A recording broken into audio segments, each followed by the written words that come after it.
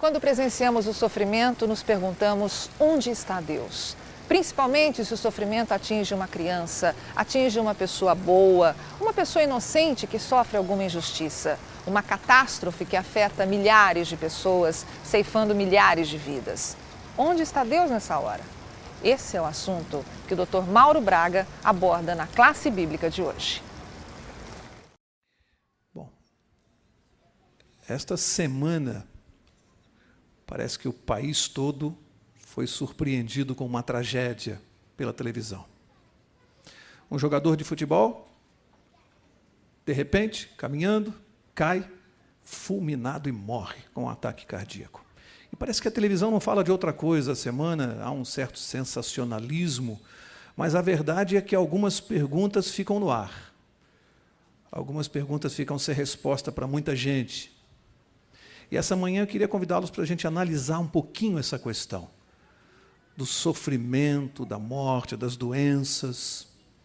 E a primeira questão que surge é uma pergunta simples. Será que o sofrimento, a doença, é um castigo de Deus? Esse rapaz que faleceu, o jogador de futebol, depois chegaram algumas informações a respeito dele e da vida dele. Um jovem de 30 anos que, com o seu salário, ele sustentava 10 irmãos. 10 pessoas da família dele dependiam dele. Parece que é uma unanimidade entre os colegas e companheiros de trabalho que ele era uma excelente pessoa, um grande pai, um bom marido. E aí algumas pessoas se perguntam, mas Senhor, por quê? Se tanta gente dependia dele. Por quê? Vocês já pararam para pensar também que normalmente as tragédias, elas interrompem os nossos sonhos na melhor parte? Nunca estamos preparados para as tragédias, para o sofrimento, para uma doença. Nunca estamos preparados. E às vezes nos nossos questionamentos, acabamos jogando a culpa sempre em alguém. Você sabe em quem? Em Deus. Os carteiros estavam no correio recolhendo as cartas para enviar, e uma carta chamou a atenção deles. No endereçamento, a carta estava endereçada a Deus, endereço, céu. Eles acharam aquilo estranho e resolveram abrir a carta. Como é que eles vão mandar uma carta para o céu? Abriram e viram que se tratava da carta de um menino, um garoto, que relatava ali o problema que a família estava vivendo, o desemprego dos pais, e ali ele pedia a Deus que, por favor, ele ouviu o pai dizer que tinha contas para pagar e que precisava de R$1.000. E aquele garoto, na sua inocência, escreve para Deus e pede se Deus podia enviar esse dinheiro para ele. E os carteiros se condoeram com aquilo, se cotizaram, se reuniram e conseguiram reunir R$800 em dinheiro, colocaram no envelope, fecharam e devolveram para o remetente. Uma semana depois, uma nova carta endereçada a Deus no céu. E eles abriram e o menino dizia assim: Senhor Deus, muito obrigado por ter atendido a minha oração, mas da próxima vez o Senhor manda em cheque, porque o safado dos carteiros roubaram R$200.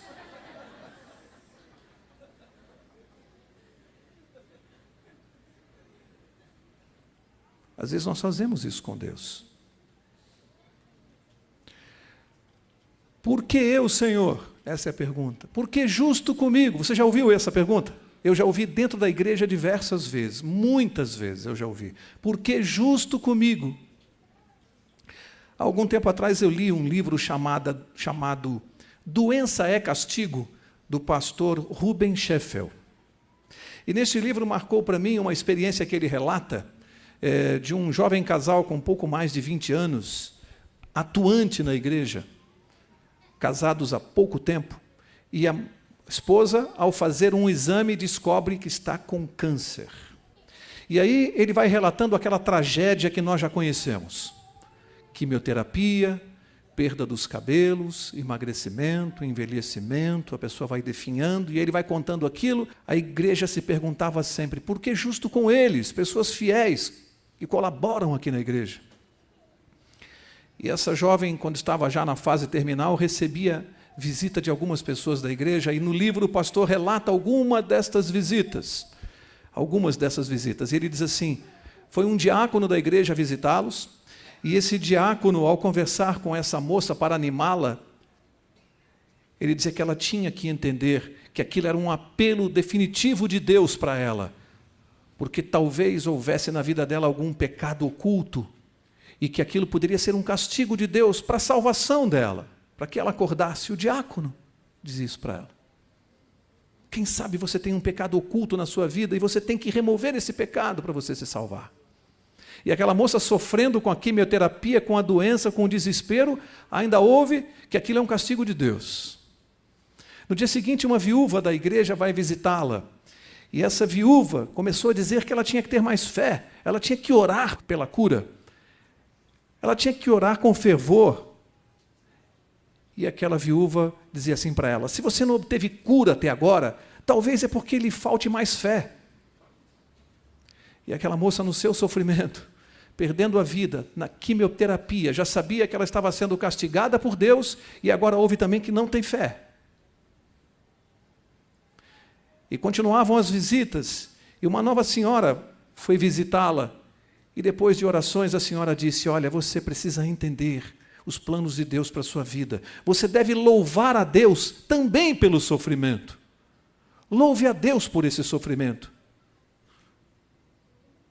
E aquela mulher, aquela moça agonizando, pensava, meu Deus, já não basta estar sendo castigada por Deus. Já não basta descobrir que eu não tenho nem fé. Ainda devo louvar a Deus pelo sofrimento que estou passando. Por fim, o pastor da igreja vai visitá-la. E o pastor, após a oração, diz a ela, sabe, isso que está acontecendo com você, irmã, não é à toa. Você é uma pessoa muito forte, você está servindo de testemunho para outros irmãos. A sua doença, a sua enfermidade é um testemunho para o mundo cristão. E aquela jovem pensou, meu Deus, que Deus é esse que escolhe logo a mim para dar esse testemunho tão grave? E aí surge a pergunta, qual dos visitantes estaria com a razão? Resposta difícil, não é? Resposta difícil. Sabem, todos atribuíam a responsabilidade a Deus. Pode analisar os 4 argumentos. Sempre Deus é o responsável pelo que estava acontecendo com ela. Os 4 atribuíram a responsabilidade a Deus. E a pergunta é, mas Deus não é o soberano do universo? Vamos ver, abra sua Bíblia, Mateus, capítulo 10. Vamos examinar isso mais detidamente. Mateus, capítulo 10, verso 29. E aqui está escrito, não se vendem 2 passarinhos por um asse, e nenhum deles cairá em terra sem o consentimento de vosso Pai. E muitos dizem assim, nada neste mundo acontece sem o consentimento de Deus. E daí deduzem, portanto Deus é o culpado, porque isso não aconteceria se Ele não estivesse permitindo isso na sua vida. Isto é uma meia-verdade. Realmente, de fato, neste mundo nada acontece sem o consentimento de Deus. Mas Deus não é o gerador dos fatos que Ele concede. E aí, as pessoas ficam se batendo nessa questão, então por que Deus permite o sofrimento? Qual a razão se Ele tem todo o poder? Por que Ele permite isso?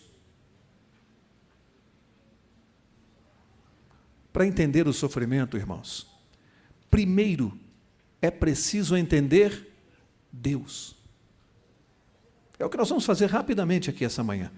Para entender o sofrimento é preciso entender Deus. Não tente analisar o sofrimento nem buscar respostas para este mistério sem primeiro buscar conhecer Deus. Entender a Deus, conhecer o seu plano, o seu raciocínio, a sua maneira de pensar. Só depois disso você vai começar a tentar entender o mistério que há por trás do sofrimento, porque há muito mistério. Sofrimento é castigo? Sim ou não? Estou vendo gente em dúvida aqui. Alguém disse, às vezes é. Nós vamos ter que sair daqui esta manhã, todos com a mesma resposta. Não por aquilo que eu vou dizer, por aquilo que a palavra de Deus vai dizer. Porque isso é fundamental na nossa mente. Porque nenhum de nós que está aqui esta manhã está livre de sair daqui e enfrentar uma tragédia aí fora. Nenhum de nós está livre de estar trabalhando e cair fulminado como este jovem jogador. Nenhum de nós está isento. E é preciso que nós compreendamos isso. Então, será que sofrimento é castigo de Deus? Olha, tem gente pensando que Deus está punindo os homens agora. Porque castigo é punição. Tem muita gente que pensa assim, mas os próprios demônios sabem que não. Os próprios demônios sabem que não. Você quer ver isso? Mateus, se você está no capítulo 10, veja Mateus capítulo 8. Mateus 8, vou ler o verso 28. E diz assim: tendo eles chegado ao outro lado, à terra dos Gadarenos, saíram-lhe ao encontro 2 endemoniados, vindo dos sepulcros. Eram tão violentos que ninguém podia passar por aquele caminho. De repente gritaram: que temos nós contigo, Jesus, Filho de Deus? Preste atenção agora. Preste atenção, que os demônios disseram: vieste aqui atormentar-nos antes do tempo? Por que os próprios demônios perguntaram a Jesus se Jesus tinha vindo atormentá-los antes do tempo? Eles conhecem as Escrituras? Conhecem qual foi o tempo reservado por Deus para fazer justiça? Deus reservou um dia para fazer justiça, em que Ele castigará o pecado. Portanto, Deus não está exercendo essa justiça antes do tempo. Primeira resposta: sofrimento não é castigo. Guarde isso. Sofrimento não é castigo. É outra coisa que nós vamos ver mais adiante. Mas não é castigo de Deus, porque os próprios demônios disseram: Deus não está castigando ninguém antes do tempo reservado e do dia reservado para isto. Primeira questão. Mas isso é um pensamento antigo, essa relação entre o castigo de Deus e o sofrimento. Isso não é moderno. Isso já está revelado nas Escrituras. João capítulo 9. João capítulo 9 vai mostrar que isso não é moderno, é bem antigo. João 9, verso 2. E diz assim: os discípulos de Jesus perguntaram: Rabi, olha a pergunta, quem pecou, este ou seus pais, para que nascesse cego? Olha a relação entre o castigo e a cegueira. Quem pecou, Jesus? Foi ele ou foram os pais dele para que ele viesse ao mundo cego? Qual foi a resposta de Jesus? Jesus respondeu: nem ele pecou, nem seus pais. Mas isto aconteceu para que se manifestem nele as obras de Deus. O que Jesus fez?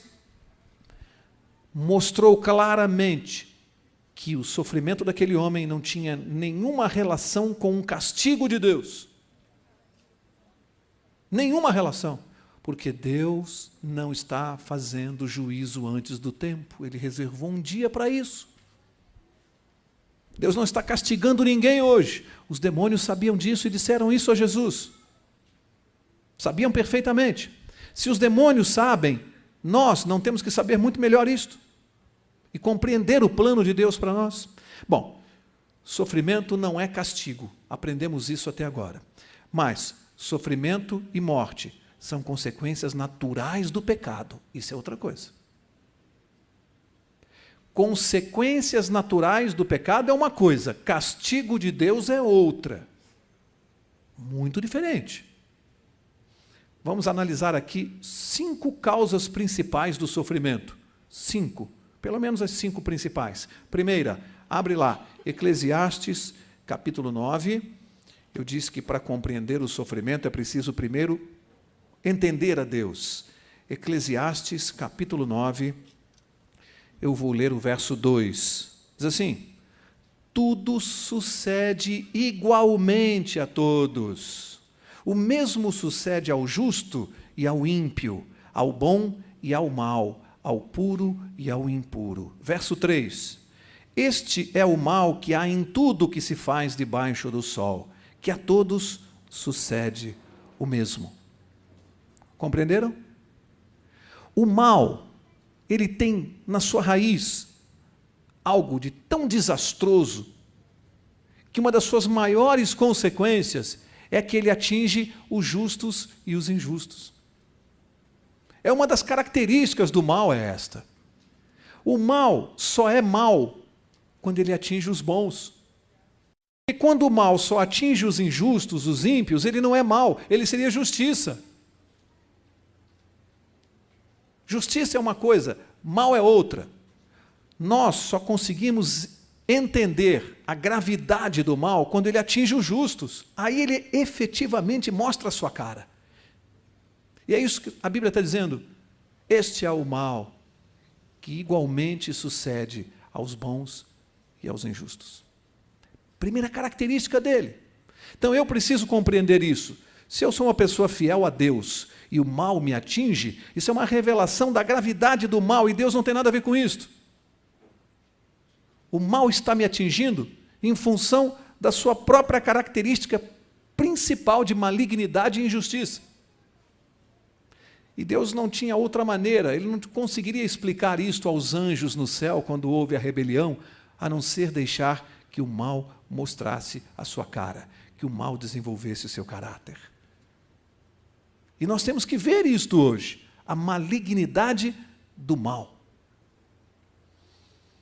Segunda causa de sofrimento, Gálatas capítulo 6, verso 7. Agora sim, agora tem um pouco a ver com o pensamento manifestado aqui há pouco, mas de forma talvez não tão correta. Vamos ver melhor isso. Gálatas 6, 7. Diz assim: não vos enganeis, Deus não se deixa escarnecer. Preste atenção. Tudo o que o homem semear, isso também ceifará. Irmãos, aqui é uma lei simples, lei da causalidade, causa e efeito. Tudo que o homem plantar, ele vai colher. Doença não é castigo, doença é consequência de uma má escolha. Já vamos ver isso adiante já. Eu colho aquilo que eu planto. Frequentemente é o próprio homem que aciona a causa. Ele aciona a causa e depois fica pedindo para Deus remover as consequências. Eu disparo a causa e peço para Deus tirar as consequências do que eu fiz. E Deus está dizendo, não, as consequências devem ficar. Excepcionalmente, em circunstâncias muito raras, Deus poderá até retirar as consequências. Mas Ele nunca prometeu isso. Jamais prometeu. Então eu preciso saber que muitas vezes eu estou colhendo o que eu mesmo plantei. Vou dar um exemplo aqui. Eu, como cidadão, se eu desrespeitar as leis da sociedade, eu vou colher uma consequência. Qual é? Eu posso ser preso. A prisão é uma consequência do desrespeito às leis sociais. Se eu desrespeitar leis de trânsito, qual será a consequência?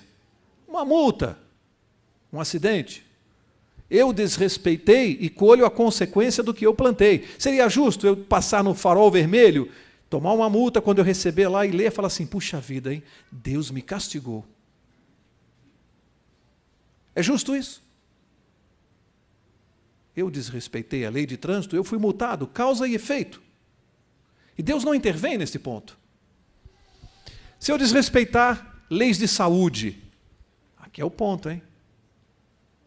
Aqui é o ponto. E se eu desrespeitar leis de saúde em relação a alimentos impuros, a bebidas, a uma série de coisas que a Bíblia recomenda que eu não faça. Se eu fumar, amanhã eu tenho um câncer no pulmão e eu vou dizer assim, puxa vida, só porque eu fumei, Deus me castigou. Tem muita gente que pensa assim. Esquece que é uma lei de causa e efeito. Se eu desrespeitar uma lei física, por exemplo, a lei da gravidade, e eu me dependurar no 25º andar de um edifício e me atirar lá para baixo, desrespeitando uma lei da gravidade, o que acontece? Eu vou morrer porque eu desrespeitei uma lei física. O que Deus tem a ver com isso? E por que será que a gente tem tanta dificuldade de entender isso? Que Deus não tem absolutamente nada a ver. Quer ver mais uma causa de sofrimento? Mateus capítulo 24. Mateus capítulo 24, a Bíblia vai nos mostrar mais uma causa de sofrimento. Olha o que Jesus disse aqui, verso 7. Mateus 24, 7. Jesus disse assim: levantar-se-á nação contra nação, reino contra reino, haverá fomes, pestes, terremotos em vários lugares. Viram aqui mais uma causa de sofrimento? Catástrofes naturais que atingem bons e maus, sem distinção. Podem nos atingir sem nenhuma distinção, porque Jesus disse que esses seriam sinais do fim dos tempos. Não são provocados por Deus. São catástrofes que podem nos atingir. E aí, tem uma lição para mim aqui. Porque o cristão tem mania de achar que cristianismo é a pólice de seguro. Vou ser cristão, aí eu adquiri uma apólice de seguro, nada mais vai me acontecer. O cristianismo não é apólice de seguro. Eu tenho que estar nesse mundo entendendo que por trás do que eu estou vendo, no pano de fundo, existe um grande conflito que está se desenvolvendo, e eu sou parte dele, e eu preciso compreender como funciona esse conflito. E que eu posso ser atingido injustamente, mas que a minha vida eterna está garantida. Os meus olhos têm que estar voltados para a eternidade e não preocupados com o que está acontecendo aqui. Porque eu estou no meio do conflito. Se você está numa guerra, a qualquer momento você pode ser atingido por uma bala perdida. Mas se eu estiver preparado nesta guerra, isso não vai afetar a minha vida eterna. Porque os meus olhos estão fixos no conflito. Então não adianta ficar questionando, mas Senhor, por quê? Por que aquela catástrofe? Está na Bíblia. Eu preciso entender o que está acontecendo. É uma guerra, é um tiroteio. E nós estamos no meio. Vamos ver mais uma causa de sofrimento? Nós estamos em Mateus capítulo 5. Mateus capítulo 5. Vou ler o verso 10. Diz assim: bem-aventurados os que sofrem perseguição por causa da justiça, porque deles é o reino dos céus. Qual é mais uma causa que a Bíblia dá para sofrimento? Perseguição por causa da justiça. Significa que o simples fato de eu ser um cristão, de eu me posicionar ao lado de Jesus, eu estarei sujeito a ser perseguido e a enfrentar sofrimento por causa da justiça de Deus. Está na Bíblia. Eu não estou isento. Pelo contrário, Jesus está dizendo assim, os que estão na frente de batalha, estes são alvos fixos. E dependendo das circunstâncias desta guerra, Jesus diz assim: eu estarei com você o tempo todo, eu vou te ajudar. A sua salvação está garantida, é o que você tem de mais certo. Agora, eu não vou prometer que você não seja atingido por uma bala perdida. Isso Jesus não prometeu, porque isto é uma guerra. E eu preciso deixar essa guerra se desenrolar normalmente. Há um conflito. E se você compreender isso, Jesus está dizendo para nós: Mauro, se você compreender isto, você vai viver feliz, louvando o meu nome e despreocupado com essas coisas. O que você tem é que estar preparado, porque você não sabe se será atingido daqui a pouquinho. Esteja preparado.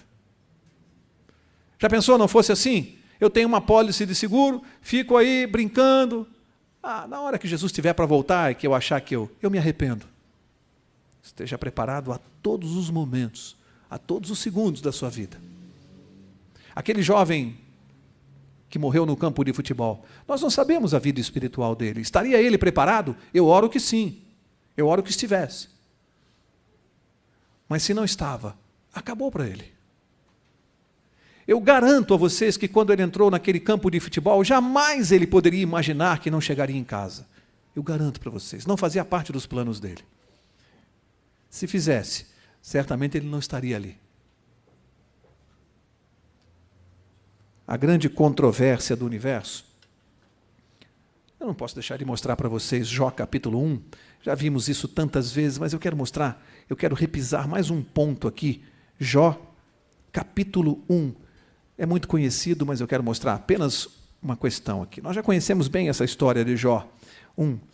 Dentro daquela conversa entre Deus e Satanás, e vocês conhecem bem o contexto, Satanás se apresenta na presença de Deus, com arrogância, e Deus diz: você viu lá o meu servo Jó, como ele me segue? E o que Satanás respondeu? É lógico que ele te segue. O Senhor compra o amor dele com bênçãos. O Senhor compra o amor das pessoas. Em outras palavras, o Senhor não tem caráter. O Senhor compra as pessoas com bênçãos e com amor.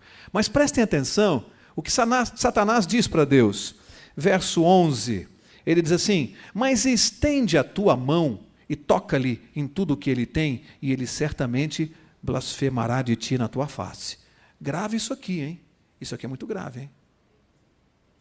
Ele acusou o caráter de Deus e o nosso. Porque aqui Deus foi acusado de corromper e nós de sermos corruptos. Lógico que o Mauro te louva e vai lá todo sábado na igreja pregar. O Senhor não cobra ele de bênçãos. Tira dele o que ele tem, e o Senhor vai ver como ele vai vir aqui blasfemar na tua face. Isso é grave, a acusação é muito séria. E os anjos e o universo estão de olho nessa acusação. Será? Mas ele disse assim para Deus: estende a tua mão e tira o que ele tem. Você quer prestar atenção na resposta de Deus para ele? Olha a resposta de Deus no verso 12. Disse o Senhor a Satanás: muito bem, tudo o que ele tem está onde? Em tuas mãos ou no teu poder. Está em tuas mãos, Satanás. Somente contra ele não estendas a mão. Deus disse o quê? Quando Satanás propôs que Deus praticasse o mal, tira dele o que ele tem. Qual foi a resposta de Deus? Não, eu não faço isso, ele está em tuas mãos. E se você ler o resto do relato, você vai ver o que Satanás fez na vida de Jó. Tirou tudo que ele tinha, gado, fazenda, família, filhos, tudo, ele perdeu tudo. Quem causou todo esse sofrimento e desgraça aqui? A Bíblia foi clara, foi Satanás, não foi Deus. Não foi Deus. Deus não tem absolutamente nada a ver com essa desgraça aqui. Mas alguns perguntam: tá bom, não foi Deus, mas por que ele permitiu? Porque há uma controvérsia. Eu sirvo a Deus por interesse ou por amor? Havia outra maneira de Deus responder essa pergunta, dizendo assim: eu vou deixar que o próprio Mauro responda. Faça com ele o que você quiser. Sabe o que é que Deus revela aqui? Ele tinha certeza que Jó o servia por amor. Tanta que ele disse assim: pode fazer o que você quiser. Tanta certeza que Deus tinha. E hoje nós estamos respondendo a mesma pergunta com as nossas atitudes? Será que eu sirvo a Deus por interesse ou por amor? Eu não tenho que responder essa pergunta? E não está aí a razão pela qual Deus permitiu? Para me dar a oportunidade de revelar ao universo a motivação do meu serviço a Deus. Deus me dá a oportunidade. Mauro, você tem uma oportunidade agora de mostrar. Mostre. E se eu confio nesse Deus, eu temo o quê?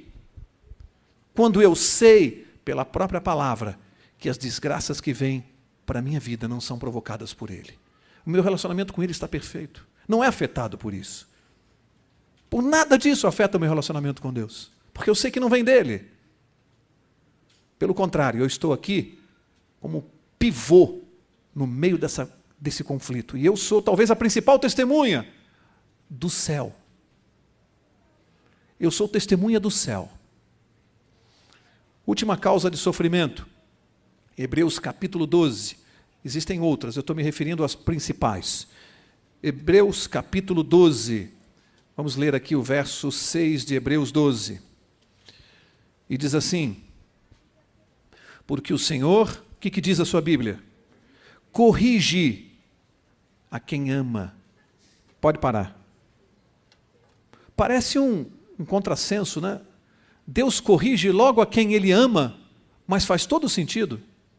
Quanto mais amor você tiver pelo seu filho, mais você vai se preocupar em corrigi-lo para o bem dele. Então a Bíblia está dizendo para mim também que o sofrimento também pode ser causado por uma correção de Deus na minha vida. Correção não é castigo. Correção é uma coisa, castigo é outra. Corrigindo, tratando comigo, lidando comigo, me fazendo aprender através disso. Olha, 19, Salmo 119 tem aqui algo interessante para a nossa vida. Mostra bem a natureza do ser humano, a nossa natureza. Olha o que está aqui. Aqui diz assim: antes de ser afligido, andava errado, mas agora guardo a tua palavra. Bem ser humano, né? Antes de eu ser atingido, ser afligido pelo sofrimento, eu andava errado. Mas agora que o sofrimento me alcançou, agora eu guardo a tua palavra. Esse é aquilo que, quando a gente diz assim, né? Alguns vêm pelo amor, outros vêm pela dor. E Deus sabe disso. E Deus quer nos salvar. E Ele pensa assim, bom, se com esse aqui não tem outro jeito, é pela dor, eu amo tanto e quero tanto que Ele more comigo, então vai ser pela dor. Olha também o verso 71 aqui do Salmo 119. Verso 71. Foi-me bom ter sido afligido para que aprendesse os teus decretos. Está agradecendo como um filho agradece ao pai quando ele passa a ter entendimento, quando cresce, quando atinge a maturidade, quando é pai. Eu, depois que me tornei pai, agradeci muito mais ao meu pai, porque hoje, como pai, eu o entendo muito melhor. E eu agradeço ao meu pai a educação que ele me deu, as correções que ele me deu por amor. E imagino quanto deve ter doído muito mais para ele do que para mim. Eu agradeço ao meu pai. E é isso que Deus espera de nós, ao crescermos espiritualmente, possamos entendê-lo melhor e agradecer a Ele pelas correções. Eu quero começar a encerrar.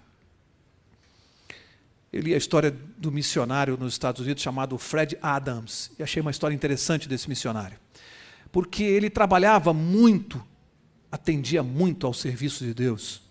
E o relato da vida desse homem é um relato verídico. É que um dia, trabalhando na reforma de uma igreja, o telhado despencou, caiu sobre o ombro dele, partiu a coluna e ele ficou paralítico. E esse homem começou a questionar Deus duramente, porque na cabeça dele era incompreensível: Senhor, dentro da tua igreja, trabalhando na reforma da tua igreja, na tua obra, o Senhor permite que o telhado caia sobre mim e eu fique paralítico para o resto da vida? Por que, Senhor? A interrogação. Esse homem foi ficando revoltado. Ele buscava a resposta, ele não encontrava a resposta. Na cabeça dele era impossível que isso acontecesse dentro da igreja. Até que, segundo a história, uma determinada tarde, o filhinho dele pequeno, uma criança de 3 anos, teve um desarranjo intestinal, passou muito mal, foi levado ao médico e o médico lá suspendeu a alimentação, porque o menino não parava de ter diarreia e de vomitar. Suspendeu toda a alimentação e a recomendação do médico era: depois de 18 horas, ele vai sentir muita sede, mas não deem logo água para ele. Esperem 2 horas e deem 2 colheres de água para o estômago ir se acostumando, e depois, aos poucos, só depois de 2 horas vai poder beber água. E os pais foram para casa e o menino, criança, foi ficando ali na cama. Depois de algumas horas, o garoto começou a pedir água.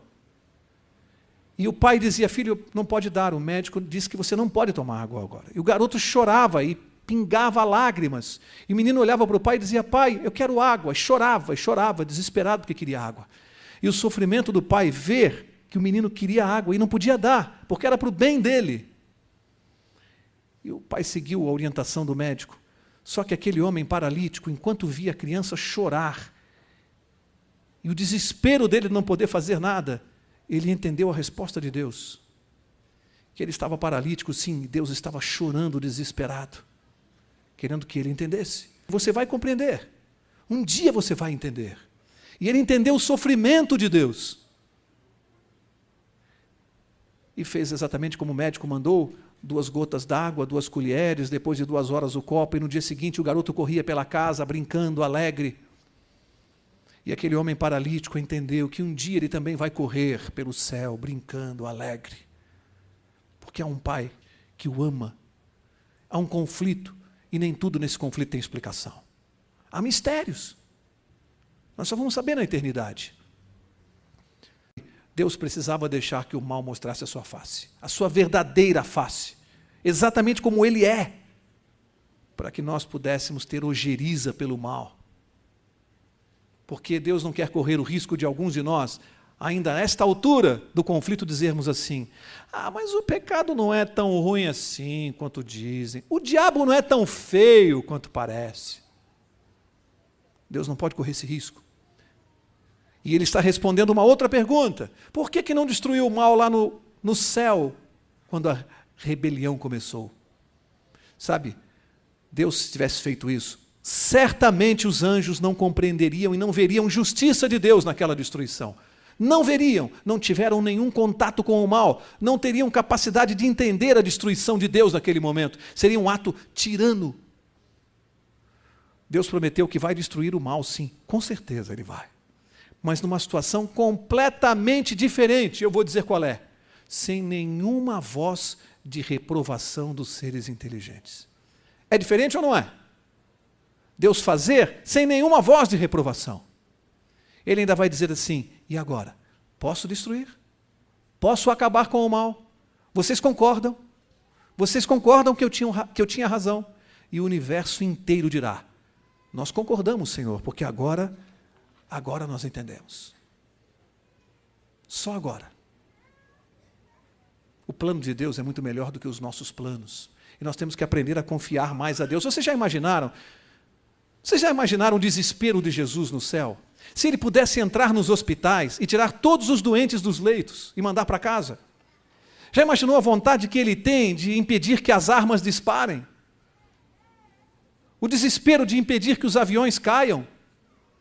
Mas se Jesus fizesse isso, esse conflito jamais terminaria, porque nós jamais veríamos o mal se toda vez houvesse intervenção divina, minimizando os efeitos do mal. Como é que nós poderíamos entender o mal? Deus não pode intervir. Ele precisa deixar ir até o fim. O problema é a nossa tendência humana. Nós, seres humanos, nós somos assim. Nós temos a inclinação de atribuirmos a nós mesmos os sucessos da vida e culparmos a Deus pelas desgraças. Os sucessos são nossos, as desgraças, a culpa é de Deus. Tendência humana de fazer isso. Esse filme está no finzinho, está acabando. Uma mãe estava bordando e o garoto brincando assim no chão perto dela, brincando com os brinquedos enquanto ela bordava. E ele às vezes olhava para cima para ver se a mãe estava ali e ele percebia por baixo aqueles fios de linha entrelaçados com cores estranhas e ele dizia: mamãe, o que você está fazendo? E ela dizia: estou bordando, filho. Está muito feio. E ela dizia: filho, você está vendo aí de baixo, realmente não fica bonito. A mamãe não terminou ainda. Um dia a mamãe vai colocar você aqui no colo e você vai ver como vai ficar. E ele continuava brincando. Daqui a pouco ele olhava para cima e dizia assim: mãe, mas está feio demais. Ela dizia: filho, vai brincar um pouquinho, daqui a pouco a mamãe te chama. E ele foi. Quando ela terminou o bordado, ela chamou e falou: filho, senta aqui no meu colo, senta aqui de cima. Ele olhou, ela tinha terminado e ele falou: mãe, que desenho lindo! E ela disse: viu, filho, que lição você aprendeu hoje? Às vezes, quando a gente olha de baixo, a gente acha que a coisa está muito feia e a gente não consegue entender o desenho. Mas um dia Deus vai nos colocar no colo e vai dizer assim: Mauro, senta aqui. Olha agora o desenho aqui de cima, da visão que eu tenho. Lá de baixo você vê as coisas muito feias, mas daqui de cima você vai ver como eu vejo. E eu vou dizer: Senhor, que desenho lindo o Senhor fez na minha vida. Obrigado ao Senhor pelo teu plano, pelo Senhor ser muito mais sábio do que eu. Obrigado por ter tido paciência comigo. Obrigado por ter me corrigido. Obrigado por ter me feito testemunha do céu nesse conflito. Que Deus te abençoe e que nós possamos sair daqui, pelo menos conhecendo um pouco melhor a Deus, já que as tragédias são muito difíceis de explicar. Mas o Deus que eu e você conhecemos é muito simples e muito fácil de entender e de amar. Que Deus te abençoe, que Deus cuide de você e que, certamente em breve, todos nós estaremos longe de tudo isso e as desgraças serão coisas que nem na nossa lembrança não estarão mais. Que Deus abençoe a cada um de vocês. Se você tiver alguma dúvida sobre o assunto tratado na classe bíblica de hoje, entre em contato conosco através do e-mail que aparece no seu vídeo. Até a próxima!